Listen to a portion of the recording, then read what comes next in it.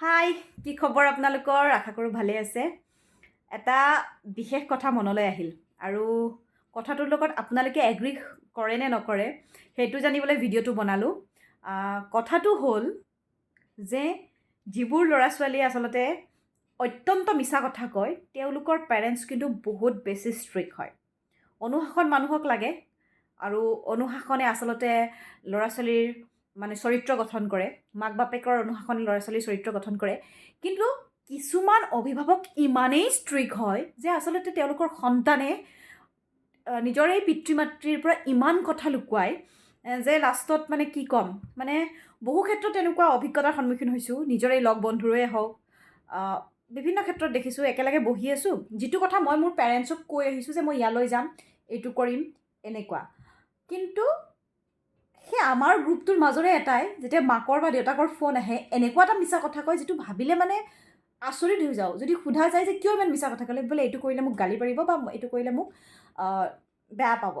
এতিয়া প্ৰশ্নটো হৈছে যে অনুশাসন দৰকাৰী, কিন্তু সেই অনুশাসনে যাতে আপোনাৰ সন্তানক মিছা ক'বলৈ বাধ্য নকৰায়, তেনেধৰণৰ অনুশাসন আচলতে অদৰকাৰী বুলি ক'ম। কাৰণ আপোনাৰ সন্তানে আপোনাক মিছা কথা কৈ মিছা কথা ক'ব লগা হৈছে, গতিকে আপুনি ইমানো ষ্ট্ৰিক্ট পেৰেণ্টছ হোৱাটো জৰুৰী নহয় বুলি মই ভাবোঁ। কাৰণ মই মোৰ মা দেউতাৰ ক্ষেত্ৰতো কওঁ, বহুত অনুশাসন আছিল, বহুত ষ্ট্ৰিক্ট আছিল, কিন্তু মা দেউতাক মিছা কথা ক'ব লগা হোৱা নাছিল। এটলিষ্ট ভুল কৰিলেও মই মোৰ মা বা দেউতাক নিজে কৰা ভুলটোৰ স্বীকাৰ কৰিব পৰা যিখিনি আচলতে মোৰ সাহস সেইখিনি আছিল, আৰু সেইখিনি সাহস মোৰ পেৰেণ্টছে মোক দিছিল।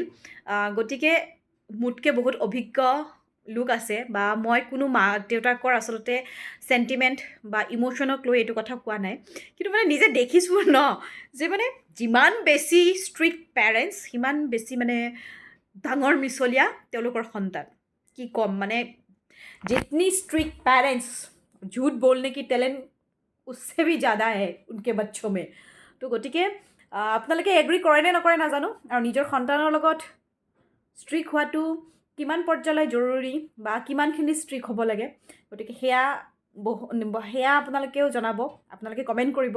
কাৰণ মই ভাবোঁ এইটো মোৰ ব্যক্তিগতভাৱে মোৰ যিখিনি ক'ব লগা, আচলতে সন্তানক বহুত বেছি ধৰি বান্ধি ৰাখিলে বা সন্তানৰ লগত অধিক কঠোৰ হ'লে তেনে সন্তানে আচলতে যথেষ্ট সময়ত ভুল সিদ্ধান্ত গ্ৰহণ কৰে।